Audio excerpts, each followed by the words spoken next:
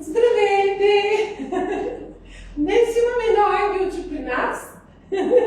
Анна Мария, тя е само на една годинка.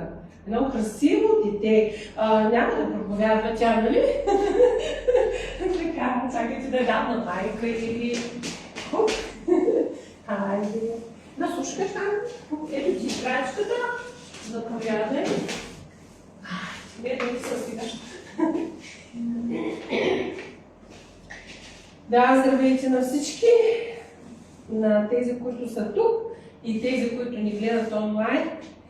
Както ви обещах, днес ще говорим за една тема, която често става между нея, нали, заради нея стават спорове, неща, които всъщност това са само два стиха в цялата Библия, от която има хора, които правят цяла доктрина, но тази доктрина не е правилна. И днес ще говорим, всъщност ще отговорим на въпроса. Ана Мария, малко по-тихичка, ако обичаш. Така, ще отговорим на въпроса, тъй като бях ви обещала и мисля, че е важно да знаем тези неща и да бъдем свободни, а не защото сигурна съм, че има хора, които примерно не искат да слушат или да гледат само поради причината, че аз съм жена. И мисля, че това е една неправилна доктрина, която днес ще разгледаме. Разбира се, всеки сам ще реши, нали, дали да го приеме или не, и за да бъдем свободни от тези неща. И така, и днес ще говорим на въпроса. Може ли жена да говори и да проповядва, или да бъде някакъв водач в църквата? И нека да отговорим на този въпрос според Библията. Така, за много години, още в началото на историята на човечеството, нали, специално в иудейската религия в миналото, жените са нямали никакви права. Те са нямали са нито граждански, нито политически права, нямали са право да учат висше, нали, училище, нямали са право на наследство, на своя собственост, нито да подписват документи, нито дори да гласуват. И абсолютно нищо, те са нямали никакви права. И това говорим за Европа, нали, преди 1900 година.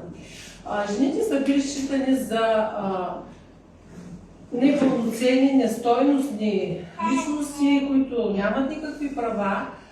И също така, един вид те се считали като роби, те са били просто не рабини, не слугини. Но нека да разбирам дали това е било наистина замисъла на Бог. Дали Бог създаде жената да бъде под господството на мъжа, или той ги направи едно, той ги направи равни. И така, нека сега да продължим с това. И казваме, че жената нямала право на нищо до преди 1900 година. Но през 1948 година нещата се променят. Светът решава, нали, всички се събират, нали, и всички страни и решават да подпишат една декларация за правата на, всъщност, на хората, на жената включително. И там се подписва и казва, че тази декларация казва, че всъщност жената и мъжа са равни. И че всички хора се раждат свободни, не роби. И жената е равна с мъжа. Или тя вече има същите права, нали, в живота, в света, както има и мъжа. И това, нали, говорим преди 120 години се е случило.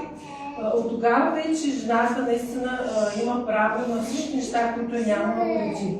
Тогава вече тя има право да гласува, има право да има собствен бизнес, да има своя собственост, нали, земя и така нататък, наследство. И всички неща, които всъщност миналото са били само за мъжа, от тук нататък всичко това се променя. Нали, говорим за света, световен мащаб. И дори имало много, и има и днес, много жени, които дори са президенти. Това са около 10 страни, 10 държави, в които президент е жена. същото случай, нали, в момента ние сме с това, нали, случай при нас в България. Всъщност светът осъзна, че макар и това са, нали, невярващи хора, още говоря според Библията, осъзна, че жената не е средство само за разплод, както животните, нито е само за да бъде робиня или слугиня на някой, както се е смятало в миналото, за съжаление.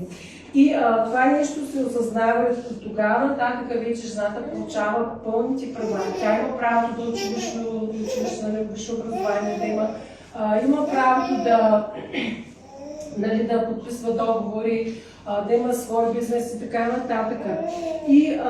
Но откъде идва всичко това? Още в началото, в Битие, ние виждаме, че Бог създаде мъжът и жената. И никъде в Библията не пише, всъщност никога Бог не е одобрявал това. Никога Божия замисъл не е бил жената да бъде робиня. Жената да бъде нечия собственост без никакви права. Това не е Божият замисъл. Може да се помислите на кой замисъл е бил на това. Но за съжаление и до днес все още има хора, дори в нашата страна, тъй като в другите страни вече това е, нали, така прието, жените, които са, има страни, които пък прекалено много са почитани, дори ги поставят над мъжа, което също не е правилно, но това се приема от всички. За съжаление има хора, които днес хващат само два стиха в Библията, от цялата Библия, ще говорим за тях в Новия Завет, които апостол Павел е написал от две църкви конкретно, и правят от това доктрина и казват, жената, нали, има право на всичко друго, дори в света, значи жената може да води други хора, може да е бизнесмен и така нататък, но в църквата жената няма право на нищо, няма право да говори, няма право да проповядва, няма право да пророкува. Така. Сега ще разбием тази неправилна теория.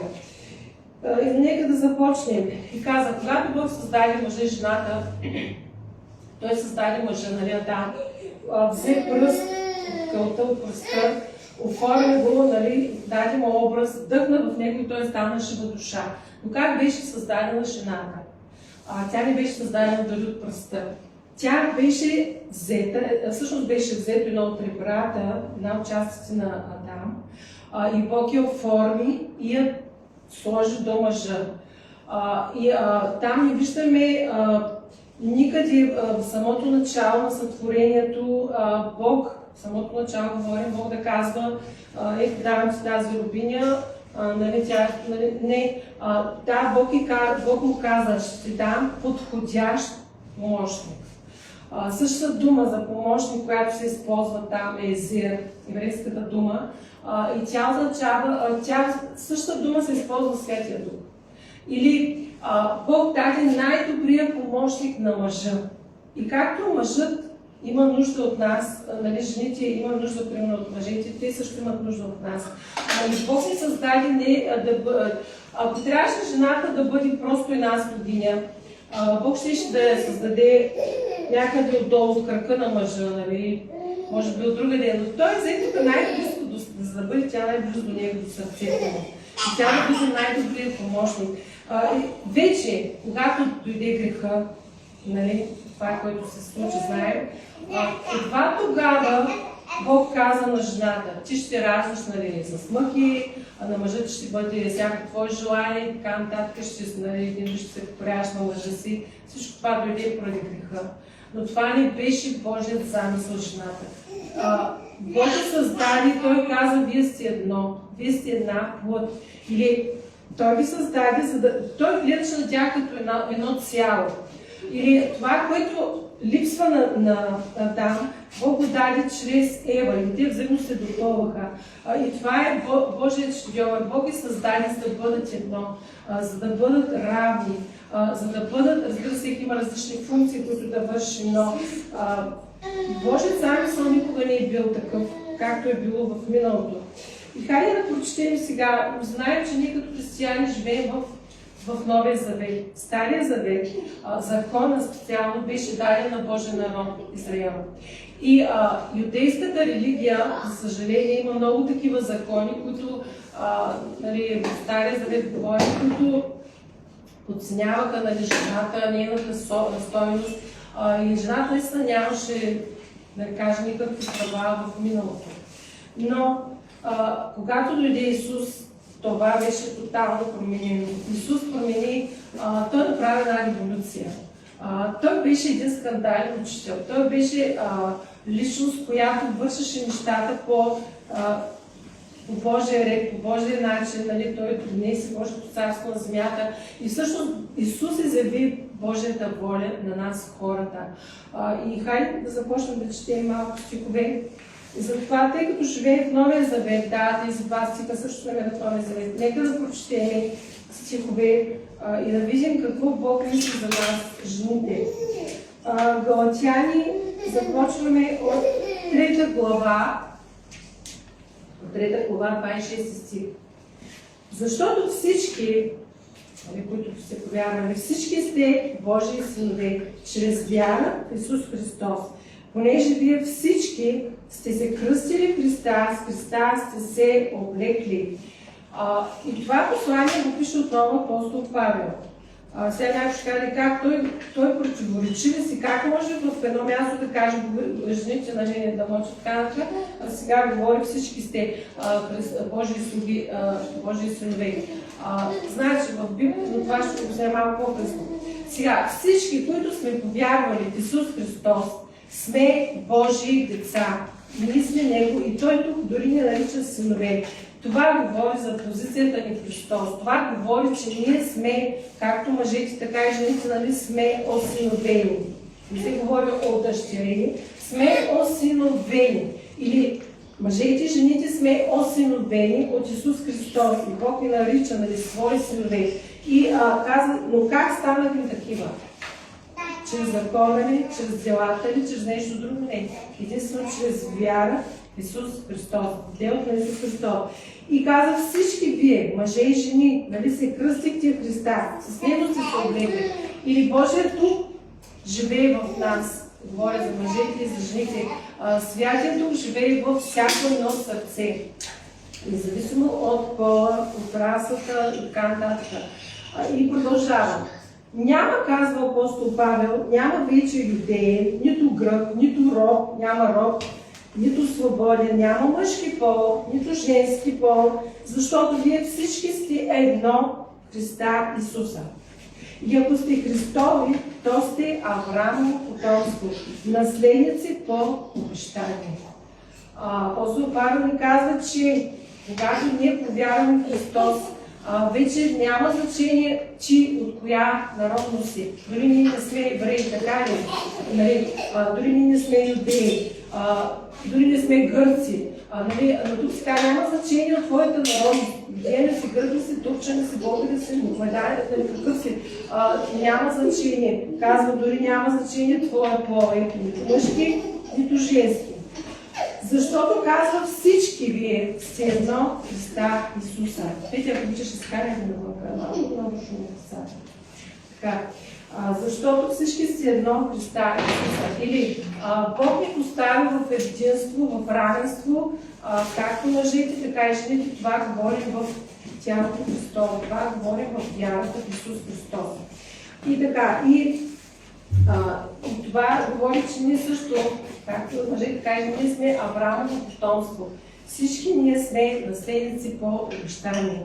Ние наследяваме същите неща, нали, същата слава, същия дух, жените, нали, същата благодат, както мъжете. Всички жени получаваме същия Божий дух.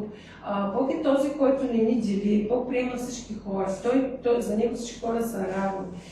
Бог никога не гледа на пола на човека, не гледа на народността му. Той единствено гледа на сърцето и на вярата за човека. Разбира се, това е единствения стих, продължавам. Или, ако ти си християнин или християнка, ти си едно с всички други. Братя и сестри по целия свят. Ти ставаш едно, но как? В духа. Чрез духа. И така, Или в Христос, знаете ли, в Христос, в вярата няма превъзходство. Там няма над и под, там няма мъжът е над, жената и под. Не, всички сме едно в Христос, едно тяло. Получихме едно кръщение, получихме един дух, приехме една вяра. И така, Деяния 2 глава, нека да прочетем също няколко стиха, няма да четем много, нали? Да не стигне времето. Деяния 2 глава, 17 стих.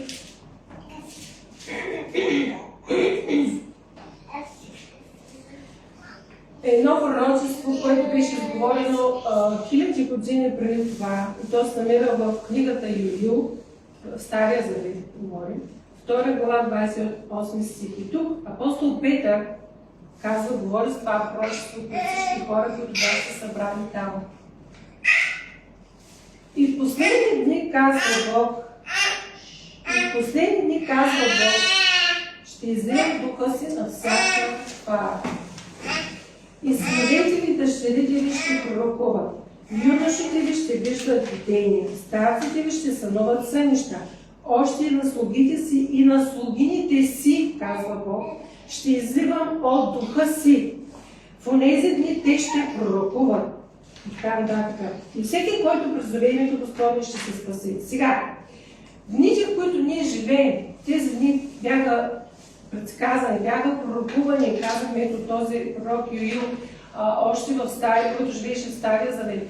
И той говори за тези дни, в които ние днес живеем. Ние живеем в това славно време. Ние живеем в последното време, времето преди края на всичко. И казва в последните дни Бог, и това казва Бог, това не го казва, нито апостол Павел, нито някой друг. Ще излезе от духа си на всяка твар, на всеки човек, на всяка плът. И тук Бог казва, и синовете ви, и дъщерите ви ще пророкуват. Значи, първото, което виждаме, че жените могат да, на първо място, могат да пророкуват, така както и мъжете. Юношите ви ще видят видения, старците ще носят сънища. На слугите си, на слугите на Господа, ние сме слуги на Господа всички, и на слугините си ще изливам от духа си в онези дни и те ще пророкуват. Сега, ние виждаме, че това е много хубава тема, аз дори не искам с нея да говоря, може би следващия път. Темата за различните групи и видови дарби, които Бог дава на всеки християнин, независимо на мъжете си, жена си, но за това няма да говоря. Но една от тези дарби е пророчеството. И Бог обещава това. И това се случва. Не веднъж Бог го използва и в моя живот. Не веднъж. Знаеш, Бог ти дава слово, но сега няма да обяснявам, нали? Накратко, Бог ти дава слово, което не е твое, което не е твое ум. Той може да даде слово за момента, за бъдещето или за миналото даден човек, за който се молиш и така нататък. И какво прави човек, който пророкува? Ами той говори. Той не мълчи, той говори на останалите. Така, в църквата, примерно. Или там, където са събрани. И какво направи Исус, казвам, когато Той дойде, Той всъщност възстанови много неща. Той възстанови образа отново на жената, който беше потъпкан, смачкан, унищожен. Той възстанови достоинството и стойността на жените. Виждаме, че Исус изцеляваше, не само изцеляваше и жени, но Той отиваше при нечисти жени, защото според еврейския закон, когато една жена, примерно, е прелюбодейка или блудница, или има такава болест, някаква проказа, например, всички я считаха, иудеите я считаха за нечиста жена, нечист човек и никой не трябваше да се доближава, абсолютно никой нямаше право да се доближава до нея. Ако някой се опиташе, ще я да бъде убит дори с камъни. Те не позволяваха и дори мразиха такива жени, отвръщаваха се от тях. Исус отиваше при тях. И Той не само ги изцеляваше, той ги възстановяваше живота им.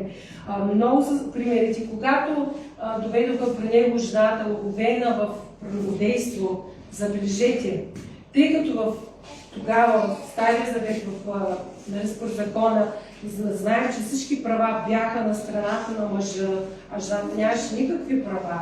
Затова там не се говори, че кой е прелюбодеец в случая. Значи тази жена не беше съгрешила сама. Тя беше съгрешила с мъж.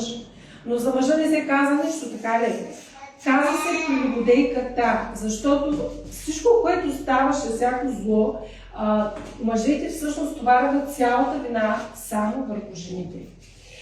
Знаем в случая какво направи Исус, когато започна да пише с пръст, нали, се наведи и каза, добре, който той говореше на мъжете тогава, които бяха заобиколили, казаха, нали, трябва да убием с камън тази жена, нали, ние хванахме така, но никой от тях нямаше това достоинство, нямаше от мъжете говори, нямаше честа да каже, застане отпред да каже, аз също съм виновен. Не, те бяха взели камъни и чакаха Исус само да им каже, нали, и да убият тази жена. След си. Каква злоба, какво отношение. Тук не оправдава греха, не. Но какво направи Исус? Исус каза, окей, вие мъже, които сте толкова, мислите, че сте толкова чисти и святи. Добре, ако сте наистина безгрешни, вземете и хвърлете камък върху жената. И когато те започнаха един по един, нали, да излизат, Исус пишеше нещо на пръста. Някой казва, аз съм сигурна, че е било така. Човека, който излизаше отпред с камъка, Исус му пишеше греховете. И той четеше, вчера ти направи това, днес ти прелюбодействал, примерно да говори. Аз не знам какво е направил, Исус знаеше всичко. И когато те виждаха какво пише Исус, пускаха камъните и си отидаха. Всички други, всички мъже. Това не говори, че нито един от тях, дори един нямаше чист свят, нали, почти всички бяха грешни. И Исус ни каза, добре, жено, оставите, но пак нали, може да грешиш. Не, той каза, иди си, но не съгрешавай повече. Нали, и той даде шанс отново, той възстанови дори нейното достоинство, защото такава жена, тя нали, тогава не само трябва да бъде убита с камъни, тя вече никой не считаше за нищо, разбирате ли? Тя нямаше вече достоинство, нямаше как да се изправи пред хората, разбирате ли? Но Исус промени това. Той върна честта, той върна достоинството на жените. И това да направи Исус, това не го направи някой човек, нали, как той бил само човек. Това го направи самия Бог, самия Исус. Знаем, че Исус беше лицето на Бог на земята. И също, в Йоан 4 глава, знаете, говорили сме за тази история, самарянката, нали, която отиде при кладенеца. И тази жена, Библията ни казва, имаше 6 мъже, един след друг, без брак. Живеела е с 6 мъже, един след друг, си, без брак. Каква беше тази жена? И въпреки това, Исус реши да говори точно с нея. Исус започна, според закона, той нямаше право нито да говори с нея, защото тя беше самарянка, или не беше еврейка, или от техния народ, не беше юдейка. Нямаше право според закона нито да говори с нея, още повече тя беше грешна жена, изобщо не трябваше да бъде внимание. Исус говори с нея. Той дори разкри, че нали, чрез пророчество, че тя всъщност наистина няма мъж в момента, нали, така. Той разкри себе си в края на краищата и каза, да, аз съм Месия. Той се разкри на тая пропаднала жена, каза, да, този, който говори след, аз съм Месията. И какво да прави тази грешна жена? Тя беше първия евангелизатор. Тя отиде и доведе целия град. Не знам как го направи.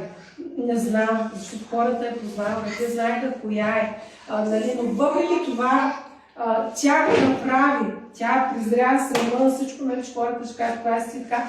Не, интересно целият град я послуша и тръгва след нея. И тя ги доведе при Исус и хората от нейния град всички повярваха в Господа. Чрез тази жена. Ето Бог употреби дори такава жена. Случаите са много, няма сега да говорим. Значи, знаете ли също, според закона, юдеите имаха пълното право да изоставят, да напускат жените си поради най-малката причина. За всичко, просто не им харесва жената, Във всеки момент те можеха да я напуснат, не само да я напуснат, лошо да я изгонят. Те буквално можеха да изгонят жената от къщата. Какво ни говори това? Виждаме какво презрение към жените, какво... Това е нещо ужасно. Все едно, те са дори нещо по-нищо от животните. Такива са гледали. Някои хора така са гледани на тях. Но това не е било Божие дело. И в Матея, 19 глава, вижте какво ни казва Исус.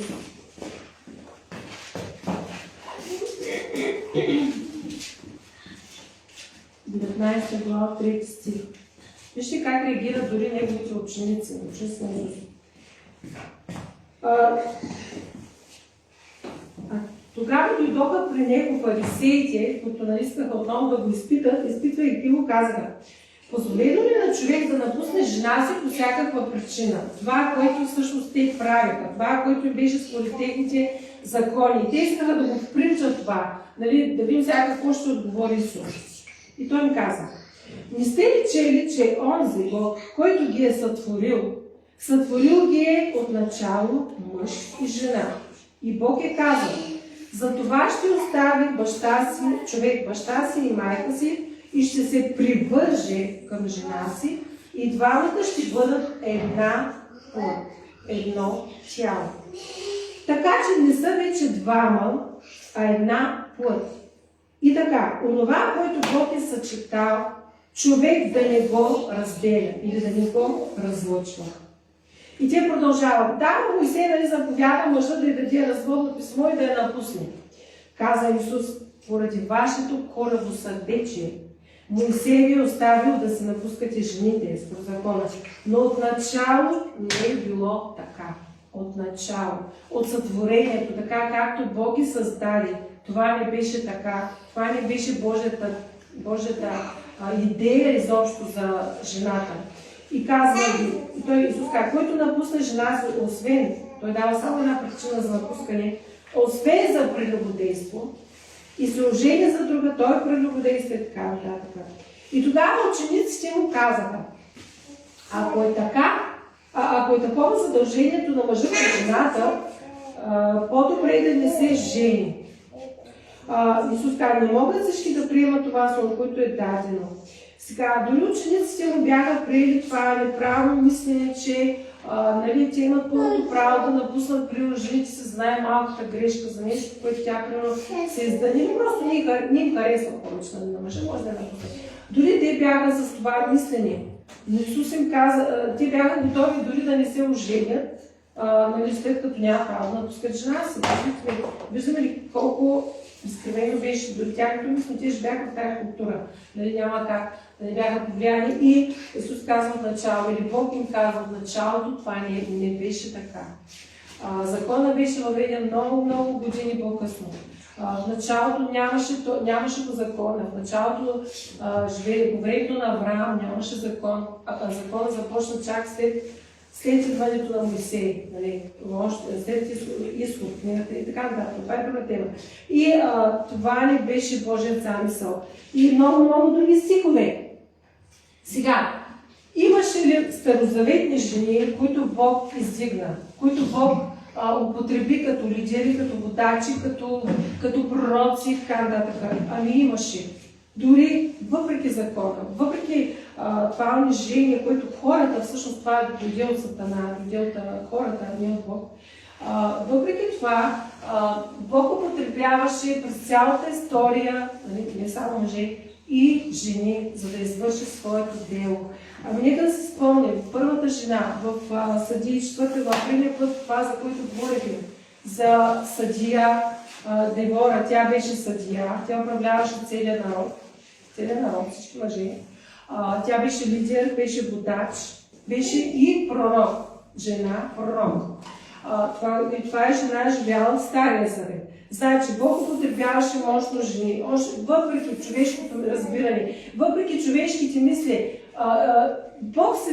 Бог винаги е използвал, употребявал жени. Винаги. Въпреки човешката умиса и човешкото неразбиране, ма как така? Защото Бог гледа на човека, казахме, както мъжа, така и жената са създадени по Божия образ и подобие. Бог не каза, мъжът само е по мое подобие, жената е по подобие на животните. Не. Бог ги създаде и Той благослови двамата. Той не благослови само Адам. Бог ги благослови и двамата, когато ги събра. Нали, Той ги направи едно. И това е Божията цел, това е Божието пожелание. Нали, това изразява, защото Бог създаде човека от любов. Бог направи както мъжа, така и жената с любов. Той вдъхна както мъжа, така и жената от свой дух, от свой живот. И жената стана жива също, както мъжа жива душа. Ако, примерно, жената трябваше да бъде една слугиня, една жена, която, нали, трябваше да мълчи, да само да слугува, сигурно Бог нямаше да даде уста. Тя нямаше да има уста. Но Бог даде уста и на жената. И Той направи уникален начин и нас, жените. И не само Дебора, ами какво да кажем за царица Естир? Царица Естир, чрез която Бог употреби и спаси нали, цял един народ. Всъщност, чрез нея Бог спаси тогавашния народ Израел. Чрез това тя беше млада момиче. Царица Естир. Какво да кажем за Рут, за Раав, които не бяха от Божия народ, които бяха езичнички от други народи, но те влязаха в родословието на Исус Христос, където е на Исус Христос. Бог употреби тя по един чудесен начин. Какво да кажем за Мириам, сестрата на Моисей, която беше пророчица, която пророкуваше, която хвалеше Бога и така нататък. Всички тези жени Бог ги употреби дори в тяхната култура, в една мъжка култура, където мъжете имаха цялата власт и пълно право, защото жената нямаше нищо.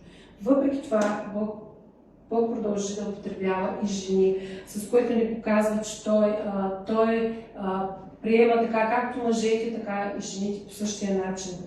И всички тези неща, които се случват, за съжаление, дори в нашата страна, когато чуем, че примерно в семейството един мъж малтретира своята съпруга, бие, нали, било психически, физически и така нататък, такъв човек няма никакво право никъде да постъпва така със своята жена или с друга жена.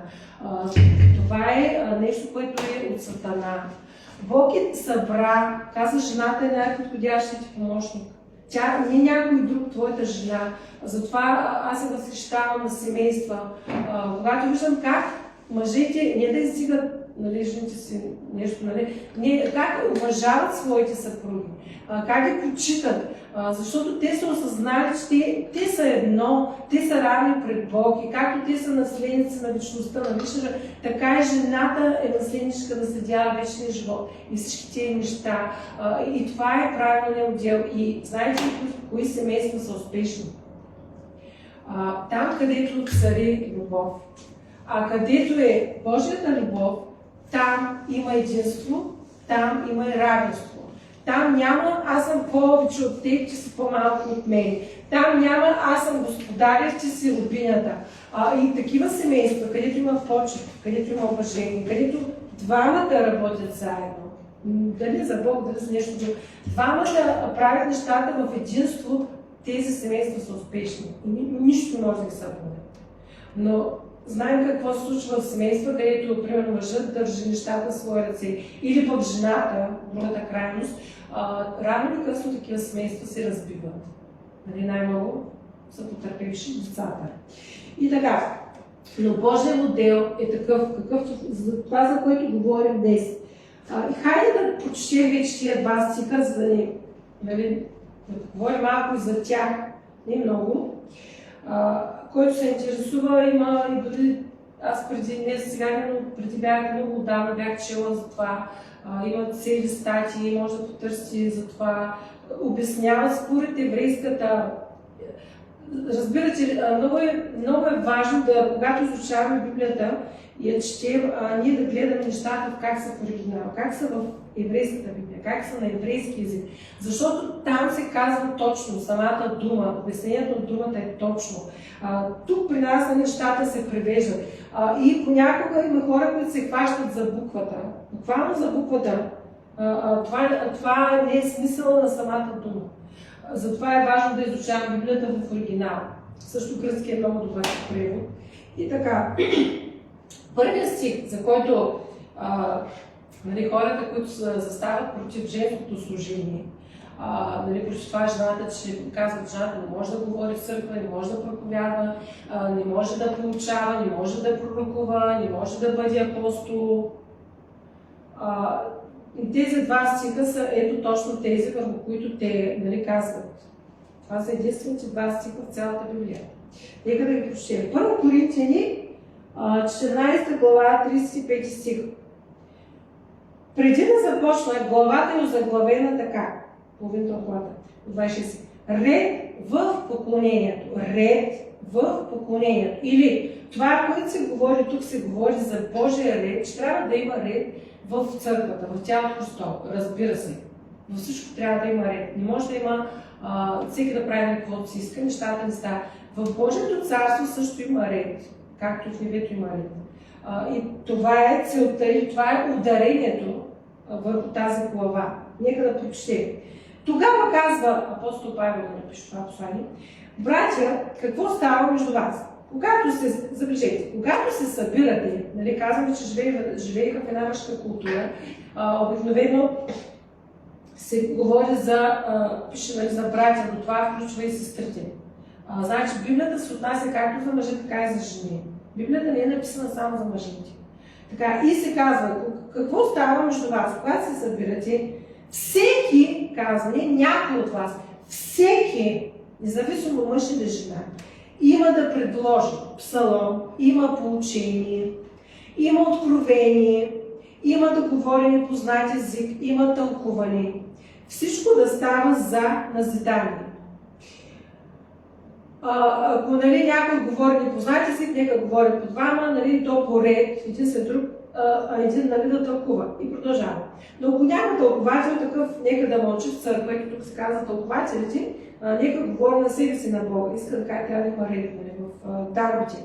От пророците също, които пророкуват в църквата, нека говорят само двама или трима, а другите да размишляват. И откровение по същия начин. И така, защото един след друг, забележете, един след друг, всички, не казва някой от вас, най-видните, само, примерно, пастори или лидери, не, всички, един след друг, можете да пророкувате, за да се получават всички и всички да се насърчават. И духовете на пророци се покоряват на самите пророци. Защото, това е главният стих, на което набляга апостол Павел. Защото Бог не е Бог на безредие, а на мир. Както и получавам по всички църкви на светите. И продължава. Стиха 3. Жените нека мълчат в църквите. Ето това е стиха. Защото не им е позволено да говорят, а нека се подчиняват, както казва и закона. Ако искат да научат нещо, нека питат мъжете си от дома, защото е срамотно за жена да говори в църква. Сега, проверете оригинала. Какво означава тази думичка? Да не говорят, да мълчат в църква. Аз съм го изследвала, изучавала съм го, не само в библейското училище, това беше много давно, там съм забрала нещата. Сама съм си го търсила, изучавала и съм разбрала смисъл на това. Например, за да знам, защото мога да ми говоря нещо, примерно, което аз самата не съм убедена. Няма как да го говоря. Така, думата мълчат в църква означава, буквално на превод в еврейската Библия пише, да пазят тишина. А следващата, да говорят в църква, означава да не смущават или да не говорят с цел да не смущават цялото събрание. Сега, този стих е написан точно към църквата в град Коринт. Защо?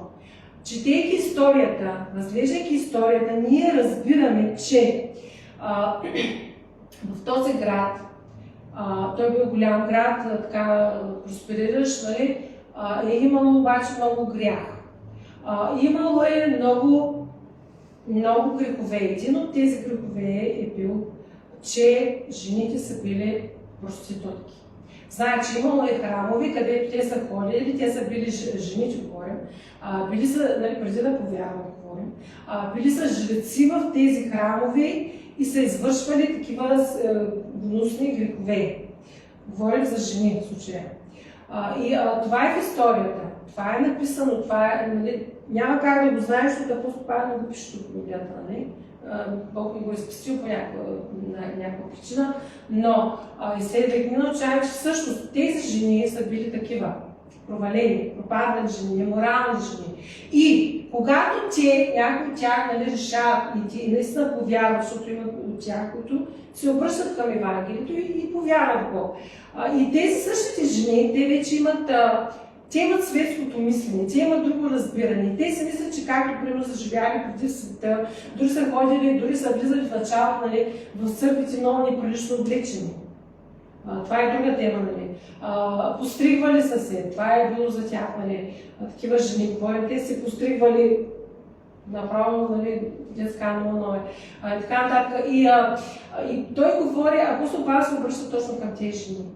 Защото влизайки, повярвайки в църквата, те са мислили, че стандартът и начин е същия, както са живяли преди. И ако преди са били, нали, гледани и почитани, нали, поради върховете си, един вид са били нещо повече от мъжете, дори и те са мислят, че това може да прави също в църква. В смисъл, могат да говорят до всяко време, могат да се казват, разбирате ли?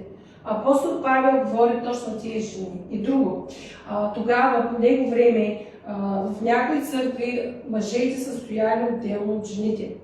Жените са стояли най-отзад с децата, нали, ако имат деца, те са стояли най-отзад, а мъжете са стояли на предните редове.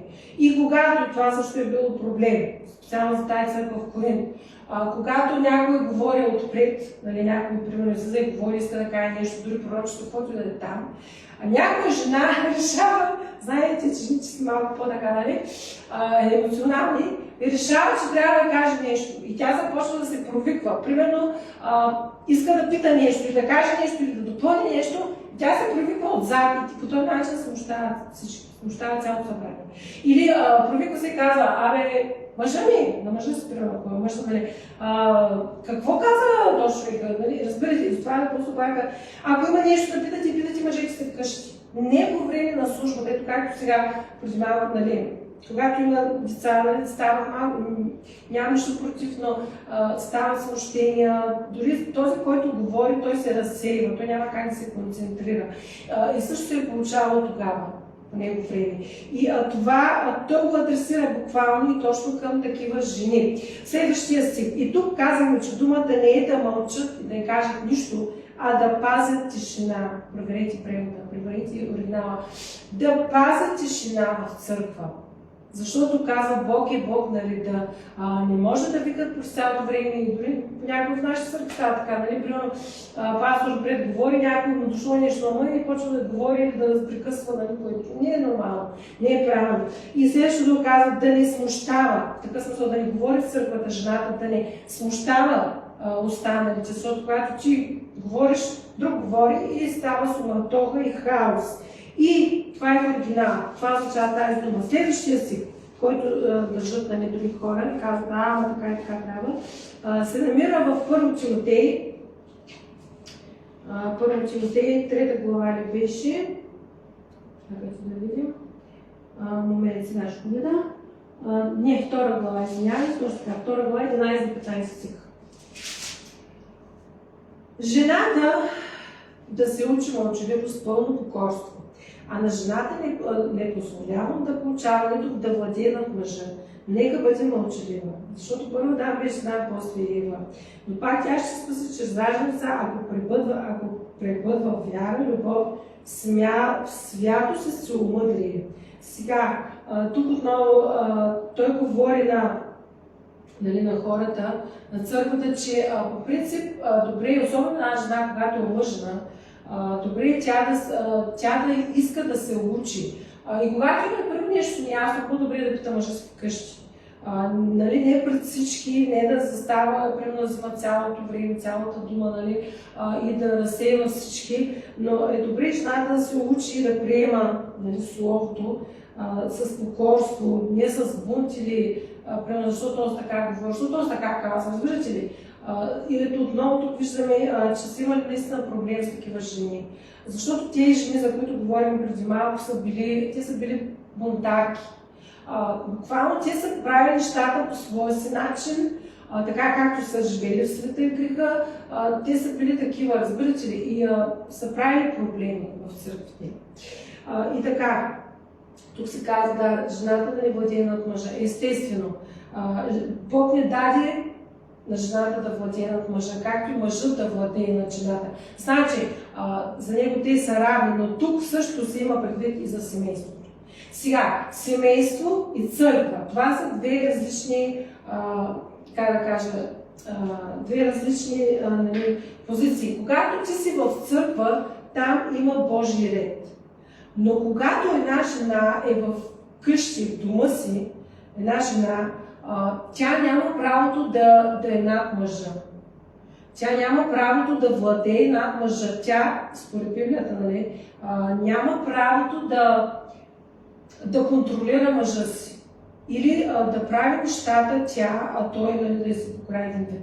Това също не е Божий модел. Това не е правилно. Или вкъщи, примерно аз тук мога да ви говоря в църквата, но вкъщи аз не мога да бъда лидер или учител, или как да кажа, на моя съпруг. Няма как да стане. Значи в семейството Бог даде властта или решенията, отговорностите да ги взема мъжа. А жената, казахме, тя е помощник и там вече нещата са различни. Не са както и в тялото Христово. Защото в семейството това е една институция, в която Бог е решил не мъжа да тъпче жена, се разбира се, не говоря за тези неща. Напротив, да уважава като по-слаб съд, нали, да я почита, защото и тя е наследничка, и тя е получила вечен живот, и тя има Божия дух, но там вече отговорността като цяло е дадена на мъжа. Жената, ние жените сме емоционални, ние сме спонтанни, ние сме, как да кажа, ние сме те, които създават атмосферата в дома. Нали, много е важно, когато една жена е мръща, това се отразява на цялото семейство. Когато една жена е радостна, размигна, тя предразполага мъжа си останали. Или на нас са ни дадени други функции. Или мъжът той е умът, той е логиката, защото мъжете разсъждават логично. Докато жените не винаги е така. При нас не действаме повечето така с емоции. Нали? Ние мислим, разбира се, но действаме по-импулсивно. Ние сме също, жените сме хора на интуицията. На нас Бог ни е дал качество, или Бог е дал на мъжът и на жената различни качества и различни отговорности, говоря за семейството. И така, или в семейството разбира се, че трябва да има любов, разбирателство, мир, но крайната дума, за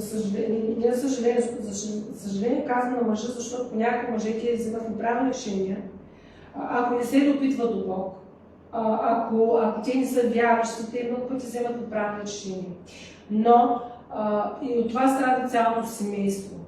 Но разбира се, говоря също, че еманципацията от това също не е право. Когато една жена се опитва да контролира мъжа си, това не е библейство, това не е Божията водия. Нали, въпроса стадия там. Жената е тази, която се греши, след това е там.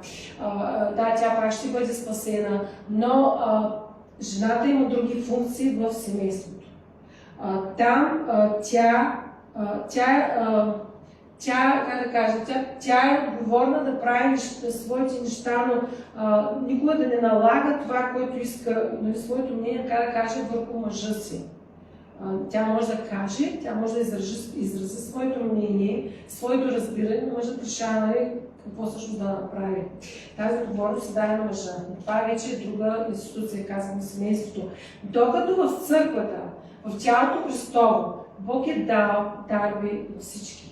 Бог не дели никой и Бог дава духа си и на мъже, и на жени. Бог излива духа си, Той спасява и мъже, и жени. И Бог употребява както мъже, така и жени. Виждаме, хайде сега да казваме няколко в Стария завет. Има ли жени в Новия завет? Разбира се, че има, които Бог е употребявал на лидерски позиции. И вече говорим за Новия завет. Така че няколко глави, 3 глави или колко преди това, самия апостол Павел, който каза тези неща, специално към тези 2 църкви, самият той говори за жените. които са били негови съработнички. Говори за жени апостоли, за жени пророци, самия апостол Павел. Сега вижте, трябва да разграничим нещата. Значи, Библията има вечни истини, вечната Божия воля. Божията воля, нали, като цяло, но в Библията има стихове, има неща, които се отнасят за културата, за самия момент, в момента, в който са живяли там дадените хора. В случая това писмо беше адресирано до тези две църкви. Апостол Павел говореше за определена група жени. Той не изключваше, че всички жени са такива, всички жени трябва да имат проблеми, затова трябва да мълчат. Не, той говореше за времето, по което живееше, затова никой не трябва да пропускам тези неща, за културата, нали, по това време, казвам, че беше повечето, нали, всичко беше на страната, нали, за мъжа, жената нямаше никакви, нали, права и всички тези културни, нали, неща. Така че, но има истини, има вечната Божия воля, която никога не се променя в цялата Библия. И когато Бог каже нещо и го направи, неговата воля се остава завинаги непроменима, въпреки културата, въпреки мисленето на хората, въпреки дори закона. Защото ние много добре знаем днес, че ние не живеем по закон, а по благодат. Ние не бяхме спасени чрез закона, но ние се спасяваме единствено чрез благодатта на Исус Христос, чрез вяра в делото на Исус Христос. Така че тогава знаем нещата как бяха, нали, спазваха нещата, живееха по закона, нали, гледаха на тия неща, говорихме вече, така че днес ние живеем един нов завет със идването на Исус Христос. И някой ще каже, вижте, в Новия Завет също имаше жени. Добре, какво да кажем за Мария, която беше майка на Исус? Значи Бог реши да употреби не мъж, а едно момиче, тя беше младо момиче, дори, нали, който не познаваше мъж, употреби и реши да донесе чрез нея изкуплението и спасението за цялото човечество, за целия свят. Той взе една жена, дори едно момиче, тя дори не беше жена, едно момиче и я благослови. Но на Мария, тя е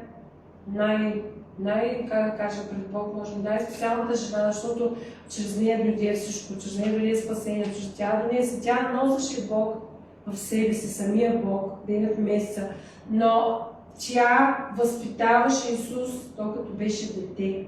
Нека да не си мислим, че Исус беше супергерой, нали, че той още Не, вижте, Исус, неговото начало не започна, когато той се роди от Мария. Исус е Бог.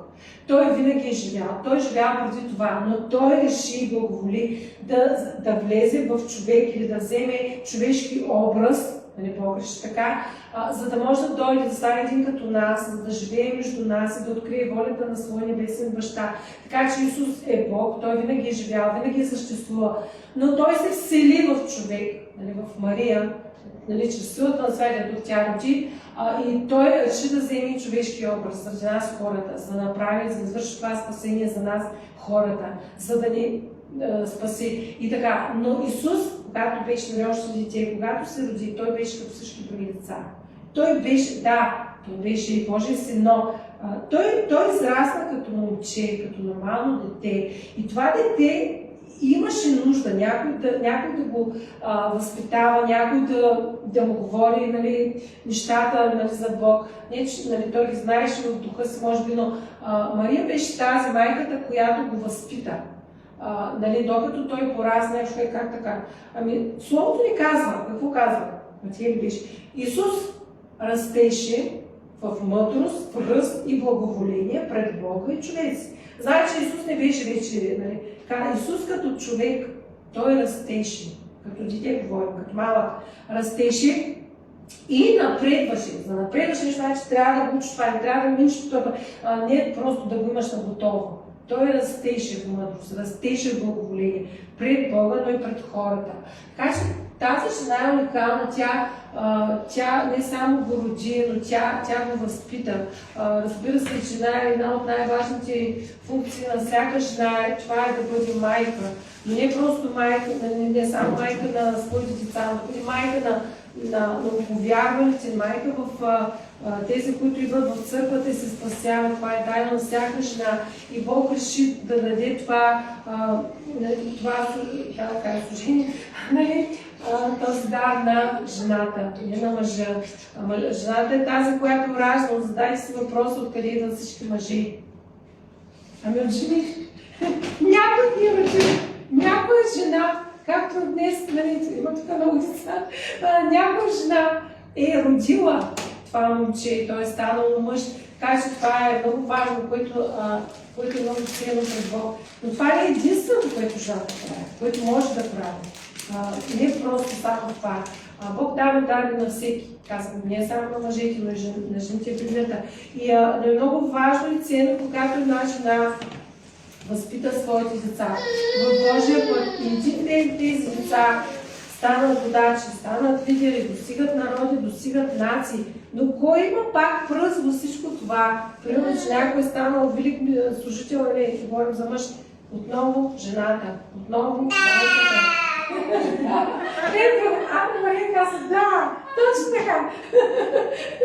Амин. Окей, така че служението на жената, значението е много важно.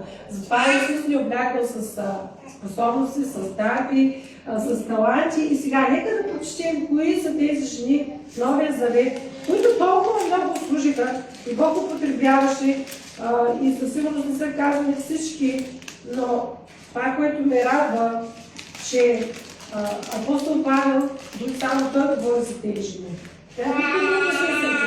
Но той показва почет и уважение към тези жени, като споменава техните имена и какви са били всъщност тези жени.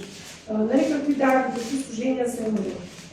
И виждаме, че както в Ефесяни 4 глава Исус даде на църквата, и той екипира църквата, тялото Христово, говорим само за 5 вида дарби. Отделно има и други дарби, сега няма да говорим за това. Но Исус даде на църквата, на всички различни дарби. Всеки човек е даде на различни дарби. Каза, той даде ни да бъдат апостоли, други пророци, пастори, учители и благовестители. Сега, тези дарби Исус ги дава на църквата. Но там не се казва, Исус дава само на мъжете, това е това, на жените, това е това, не. Сега, спорен е въпросът, я ще кажа, може да жена да е пастор, за всички останали съм съгласна. Не споря по този въпрос, макар че мъжът ми е пастор, но това не се наследява буквално, не смисъл, мъжете като и пастор, трябва да се пастор, не. Това е дарба, която Бог трябва да се даде. Сега, няма спор за този въпрос, но, макар че това е възможно, но Бог показва всички тези дарби, че Той ги е давал дори на жени и то живеели по Новия Завет. Хайде да започнем. Римляни 16 глава. И как служиха те? И той започва с първата жена, апостол Павел. Препоръчвам ви нашата сестра Фива, така се казва, която е служителка или думата. Сега, преди реформацията, хората, които са писали Библията, правят нещо, един компромис. Има имена, които са имена на жени, те са ги направили мъжки род. Да, това е доказано. И по-надолу четене за една такава жена, те са написали мъжки род. Може би не се искам да призная, че жената е способна на това. Тази жена Фива е доказано, документи, така нататък, препратки, че тя е била диаконица. Диаконица. Тук я наричат служителка. Но служителка на църква в един град, казва се Кенхрея. Значи тя беше служителка на църквата. Забележете. Да я приемете в Господа, казва апостол Павел, както прилича на свети и да й помогнете в каквото и да има нужда от вас, защото и тя е помагала на мнозина, както и на самия мен. Сега, тази жена, нейната история е много интересна, не знам да ще го някакво но тя имала църква, където е служила. най-вероятно е била ръкоположена от самия апостол Павел. И тази жена е взела, всъщност апостол Павел и дава това писмо, тогава римляните и цялото римляните, тази книга я предава лично на нея, за да я занесе до църквата в Рим. Той решава да се доведе на една жена, не на мъж, не на там, не, той имаше други съработници, но в случая той решава точно тази жена да вземе това и да занесе това писмо, което тя сигурно се чула е знаела и е говорила за това. И това ни покаже, че той имаше доверие на жени. И апостол Павел имаше много жени съработнички. По същия начин, както Исус имаше. Имаше, казва Словото, много жени, които следваха Исус, нали, те пък помагаха там с техните, те бяха богати жени, помагаха финансово, жените, може би храниха учениците, апостоли, това също е служение. Исус също имаше хора, числото жени, не само ученици. Исус имаше ученички, така както апостол Павел имаше ученички. И, нали, които вярват в Бог. Така, следващата. Поздравейте моите съработници в Христа, и така казва, Прискила и Акила. Това са мъж и жена, Прискила и Акила.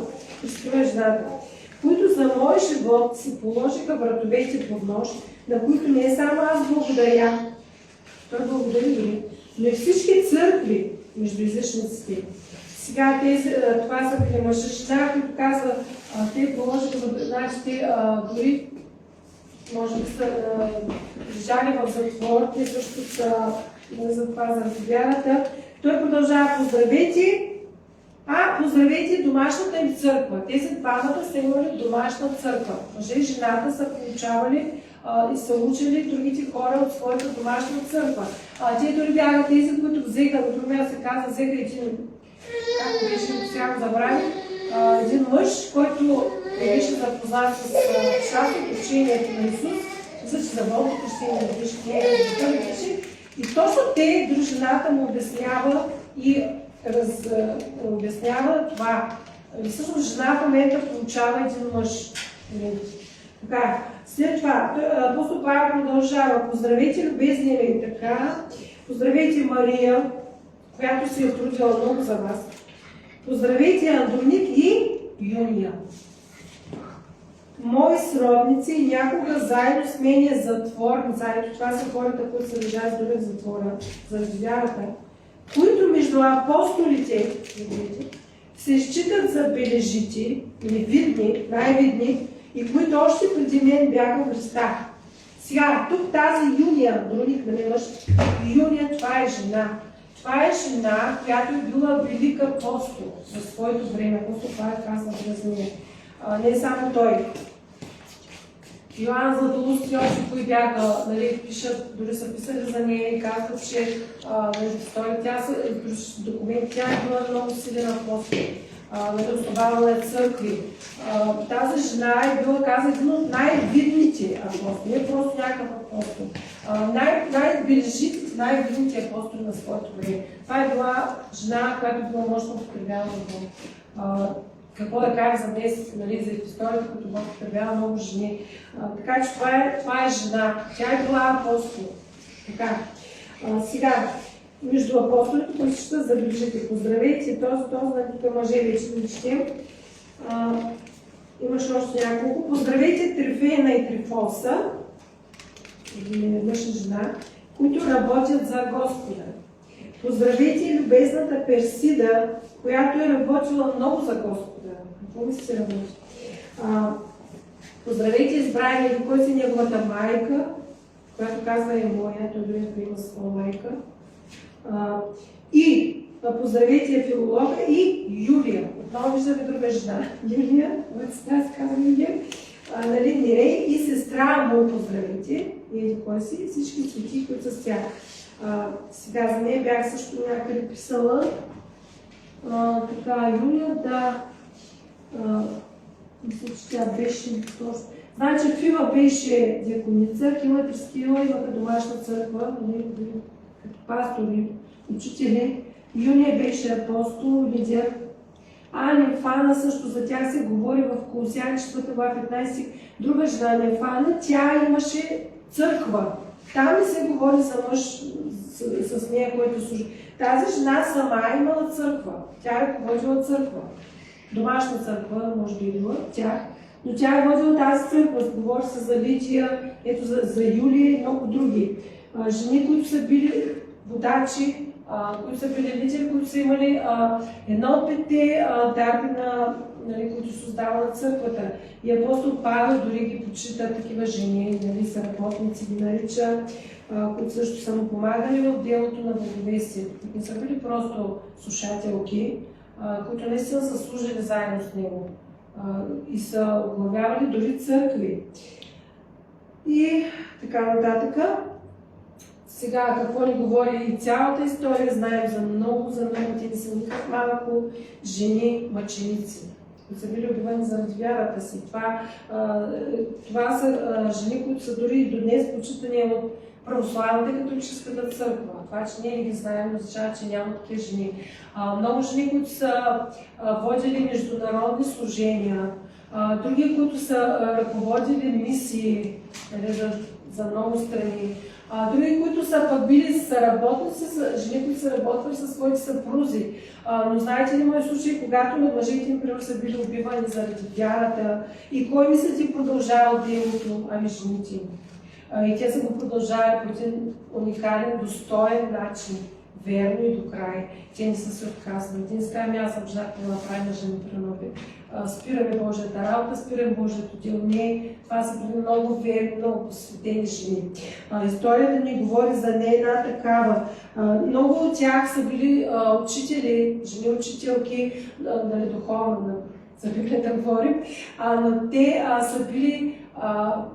са били издигани в позицията на... Те са били наричани богослови, защото те са пишели книги. Много от тези жени са били не просто учителки, те са пишели свои книги. И богословите, те дори ги признават, нали, и казват, тези жени са били почти като богослови също. Някои са били дори съветнички на императори. Някои са били основатели на движения, нали, на мисии, казахме, на международни служения и така нататък. Или извод е, че Божият призив никога не е бил свързан с пола на човека. Божият призив, когато Бог призове един човек, той не гледа на неговия пол, на неговата раса, на неговия цвят, нали, няма значение на неговото положение. Бог избира, това е в неговия избор, в неговия промисъл. Сега няма да говорим за мен, как Бог ме е призовал от много години. Бог ме каза, нали, той ме каза много неща, той ме призова да го служа, да говоря неговото слово. Това е което Бог искаше от мен. Аз не съм го искала, аз съм го направила, не мога да се научим. Но ако Бог го е направил, вижте, понякога ние хората се заставаме срещу Бог точно с тези неща. Колко хора се съблазняваха в Исус, който беше съвършен, който беше безгрешен, който е Бог. Дори те се съблазняваха в Него. Те казват, не е този сина на Йосиф и Мария. И те не искаха да приемат това, което, нали, беше в Него. Или понякога ние не можем да се възползваме от дарбите, които Бог не е дал. Други хора не могат да се възползват, защото те не приемат личността, защото те гледат на външността, те гледат на пола и така нататък, други неща. И по този начин такива хора ограничават самия Бог, ограничават Святия Дух. Защото, вижте, Исус каза, отиде в един град и там не извърши нищо, не можа да направи нищо, Исус не можа. Но той не можа да направи нищо поради неверието на хората, защото те не го приемат, те не вярват в него. Така че Бог и днес издига жени, както и мъже, служители, нали, във всяка област, за всякакви дарби, но от всеки от нас зависи дали ще получи това, което Бог има за него. Защото за да получим нещо, ние трябва да го приемем. Ние трябва да сме с отворени сърца. Ние не можем Бог да даде нещо на сила. Или, примерно, аз тук мога да ви говоря, нали, но ако вие не ме приемате, ако ви кажете, тя е жена или нещо друго, нали, не ви харесва, защото аз съм човек, не съм съвършена, или видите някаква слабост, примерно, или се възнат и кажа, не мога да слушам, тя е жена, нали, няма как Бог да работи в сърцата ви и вие да приемете от това. Да приемете от дарите, които Бог ми е дал. Това е много важно, защото Словото казва, ако приемеш пророк в името на пророк, награда на пророк ще получиш. И така нататък. Или аз съм го забелязала, когато, знаете, в моят живот в миналото имаше и, както мъже, имаше и жени, пророци, които са ми пророкували. Това беше дори още в началото, когато се оженихме за моя съпруг. Жени, които дойдоха и ни пророкуваха, нали, те бяха от друга страна, няма значение, всички неща се изпълни в нашия живот. И това бяха жени. Аз дори не ги познавах, като те ме познаваха и те се отидаха, нали, имаш някаква конференция, нали, в София, къде беше няма жени, но Бог употреби тогава жени, макар и, нали, говорим, че и мъже също, но искам да кажа, че когато Бог реши да употреби някой, няма значение. Защо ние хората възпираме това? Защо се ограничаваме? Защо казваме, ами той е такъв, той е онакъв? Вижте, нека да гледаме на духа и на духа, който е в човека. Защото Бог гледа по този начин. Един ден на небето ние ще отидем чрез Божия дух. Там няма да има разделение тук жените, там мъжете. Така че Бог обича всички, Бог дава шанс на всеки. Бог и днес търси млади жени като Мария, и не само като нея, всички останали. Естир беше млада девойка, нали, чрез които да извърши своята воля, чрез които да достига народи, да достига нации. За него няма значение какъв си, няма значение твоето минало, дори какво е било. Нали, Бог променя всичко. Той дава шанс, ето на тия пропаднали жени, дори Бог даваше шанс. Нали, той прощаваше грехове, казваше, идите, не се грешайте повече. Така че нека да разберем това и да бъдем свободни. Защото Исус дойде да ни освободи. Защото истината каза, ще ви освободи. Не нашето мислене, не нашите религиозни разбирания, не да се хващаме за буквата без да сме чели нито оригинала, нищо да сме изпитали този си, да сме го разучавали. Така че да не бъдем така толкова ограничени, защото ние живеем наистина в едни славни времена. Времена, в които Бог наистина излива духа си. Днес има жени, които служат мощен начин от Господа. И днес има пророци, има апостолки, има лидери, има учителки, има водачи, нали, и всички тези неща. Така че, ако Бог реши да употреби някой нещо, никой не може да го спре. Да, ние самите можем да спрем това, което Бог има за нас, ако кажем, нали, се съблазне в човека и не го приемем, гледайки на неговата външност, гледайки на неговия пол. Но ако Бог го е правил през цялата история и в Стария, и в Новия Завет, виждаме и затова изучаваме много пъти историите на жени, колко мощно Бог ги е употребявал. Нима не може Бог да работи с нечии жени. И това, нека да се смирим. Да, може би това има хора, които в своята гордост, нали, говори мъже, казвате как може така, нали, какво, вижте, Бог не гледа на тези неща, той търси точно това, той търси смирени сърца. Не хора, които разчитат на себе си, които гледат на себе си и казват, аз съм по-силен. Не, Бог гледа смирени сърца. Той употребява хората и най-великите служители, мощни, са били най-смирените хора на тази земя. Защо? Защото са се покорили на Божия призив в своя живот. Въпреки нападките, какво да кажем за Кетрин Кулман? В началото никой не е приемал тази жена, никой. Мъжете всички са подигравали. Но въпреки това, тя остана верна на своя призва на Бог, на своя живот. Става мощен евангелизатор. Нали, не всички говорят за нея, всички знаят за нея, но тя беше отказала. Тя беше казала, аз съм просто една жена, какво да направя? Нали, тя е събирала стадиони с хора, нали, мъже и жени всякакви. И Бог е действал мощно чрез духа си, но когато вече са я приели, когато са приели нейното служение. Не само тя, Еми Макферсън и много други жени. И днес има дори такива жени. Нали, така че нека да запомним, че Божието Слово е вечно, че Божията воля за човека, за мъжа и жената са вечни, те са непроменими. Бог ги създаде едно, мъжа и жената, Бог ги благослови, Бог не ги проклее. Бог ни каже, жената е нещо по-нищожно от тебе. Но има и културни неща за своето време, на които не съм трябва да обърнем внимание. И апостол Павел в случая да говори за тези две само църкви в Коринт и в Ефес, където наистина са имали такива проблеми. Така че, но виждате как Исус отиваше до всички. Исус говореше дори с такива жени. Дори с такива жени. Той не ги отхвърли, не ги подмина, не каза, вие сте нечисти, спасението не е за вас, той е само не. Исус дойде за кого? да потърси, да спаси погиващите. Исус дойде за грешните. Исус не дойде за праведни. За фарисеите, нали, които си мислиха, че са много праведни, че спазват всички законни правила. И въпреки това осъдиха Исус Христос и го разпънаха на кръст. Не бяха много праведни. Не, Исус дойде за погубените, за тези, които са в кълта, които са в греха, за да ги спаси, за да промени живота им. И ако Исус беше приятел с такъв, дори те го обвиняваха, казаха, ти си приятел с блудниците, с бирници, как можеш да събираш, как можеш да ходиш да се храниш с... Той отиде влезе в къща на Захей, човека бирник, който никой не го обичаше, всички цели на го мразеше. Исус влезе точно в неговата къща и обядваше там, идиш с него. Но той човек се покая за Захей. И Бог списа целия му дом. Така че Исус отива при отхвърлените, при неразбраните, при по-нишите в очите на другите, по-презрените. Нали? Така че жената е прекрасно Божие творение, когато един мъж осъзнае това, нали, говорим за съпруг, който има съпруга, това допринася за неговото добро, за доброто на целия дом.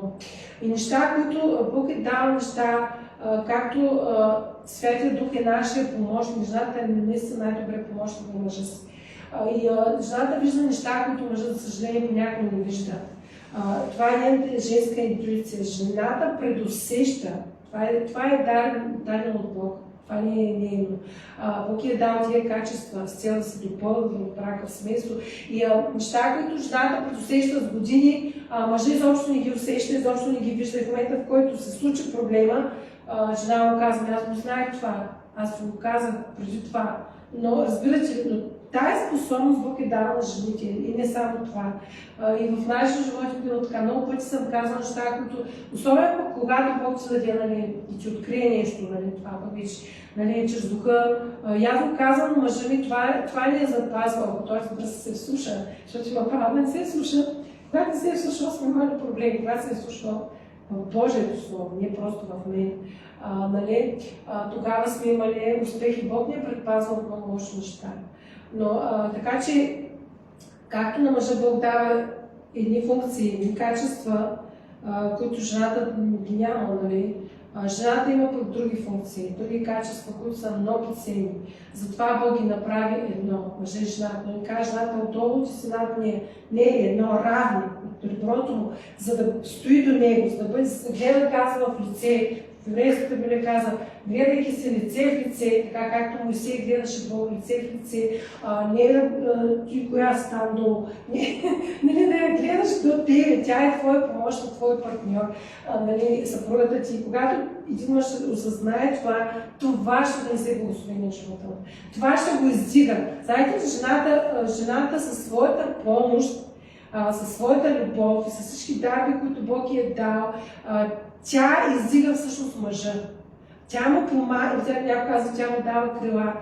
Тя му помага той да бъде силен. Тя му помага той да бъде насърчен, да излезе, да прави нещата. И това е заложено в жената. Но когато една жена, примерно, как да кажа, или командва мъжа си, или прекъсно му се кара и му търси косурите, това смачква пък мъжа и той вече се чувства по друг начин. Така че нещата са свързани, ние сме свързани. Бог ни създаде заедно. Той ни създаде жената на една планета, мъжа в другата планета. Той ни създаде заедно един до друг. И още повече хубаво е да разбираме следващия път всички видови дарби, които Бог, Отец, Син и Святия Дух дадоха на всеки християнин, както на мъже, така и на жени. И Бог го направи всички заедно взаимно да работим, взаимно да му служим, взаимно да се допълваме. Защото казва истинно тяло, както и невястата Христова, тя е женски род. Невястата Христова, църквата, тя е едно тяло. Бог, нали, Исус е главата, но всички вярващи не с неговото тяло. И как това е на цялата глава, с това как сега няма да говоря. Така че бъдете насърчени, ако някой все още има някакви въпроси и съмнения, в ума си, дали наистина е така, дали е правилно това, търсете, изучавайте, ще намерите, има всичко, не всичко, нека ти едно време да нямаш нищо, всичко може да видите, да намерите, да откриете в оригинали, в най-различни преводи има на Библията, на различни езици, нали, преведена, и ще видите, че как са нещата, и за да бъдем свободни, наистина да бъдем свободни, когато слушам на Бог, как че ако Бог не говори на жените, ако Бог ти е дал дарба, ако ти е дал, защото това е дар, това е талант, това е не от самата жена, разбирате ли? Ако Бог е решил, че примерно ти трябва да си апостол, говорим за жените, че ти трябва да си учител в църквата, че ти трябва да си пророк, да пророкуваш на хората, не оставяй своя призив.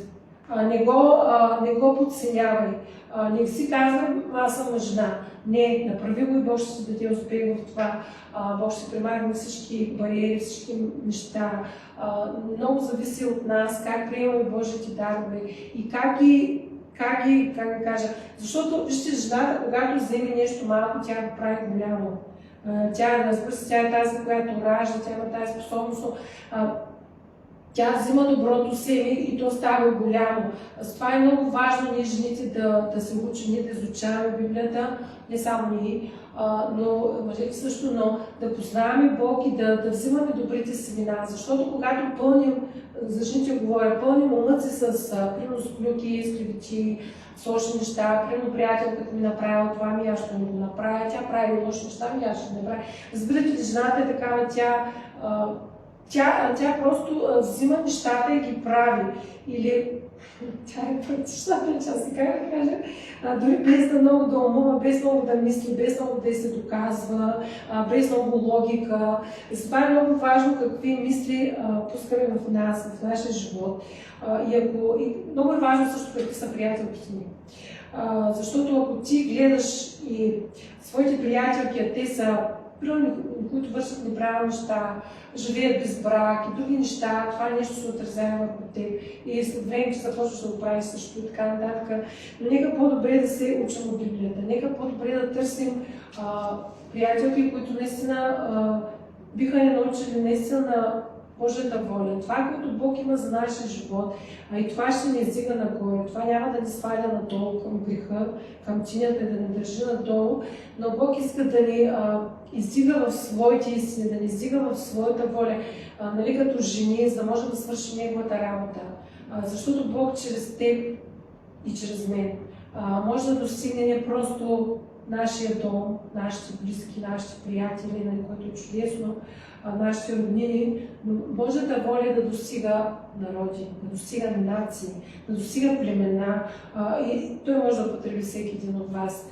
Така че бъдете на благословение днес, благодаря ви за търпението и следващия път, може би сега няма време, дори бих ви поканила следващия път, ако искате, които са наблизо или имат възможност, нека да заповядат. Днес намирам в град Варна, кметство Владиславово, нали, в Фейсбука може да запиша по-точно. Нали, заповядайте следващата седмица, събота, от 2 часа. И ако вие сте наистина жени, говоря за жените в момента, имате някакви проблеми или сте минали примерно през тежко детство, нали, израснали сте по един такъв начин, или сте имали проблеми, било нали, с мъже и така нататък, аз ви каня тук, защото искам да се моля за всяка една от вас. И Бог може да ви говори, Бог може да ви насърчи, защото сега реално аз не мога да се моля, които са тук, да, когато свърши, може да се моля, но които са в момента, но мога да се моля за всички, но по-добре е когато ти дойдеш, споделиш проблема, споделиш какво ти измъчва, тогава мога да се моля за теб. И вярвам, че Бог може да промени всеки живот. Така че поканвам на всяка жена, следващия път, която иска да бъде част, не просто от една църква, това не го правя. Вижте, моята задача не е просто да служа в една църква. Бог ме е призовал за много повече от това. Бог ме е призовал да достига много жени, не просто в нашата църква или в църквите, които има, защото ние служим на много места, не просто в една църква. Имаме доста църкви на различни места. Моята цел е да достигна повече за Исус. Така че каня ви следващата събота от 2 часа. Заповядайте, да се запознаем, да се молим една за друга, и вярвам, че Бог може да промени всеки живот. Така че имайте благословен ден, бъдете насърчени, бъдете силни и бъдете истински жени. Много ви благословен. Амин. Много страшни, като са шуми. Толкова не можеш един край да настиснеш, що така? Петя.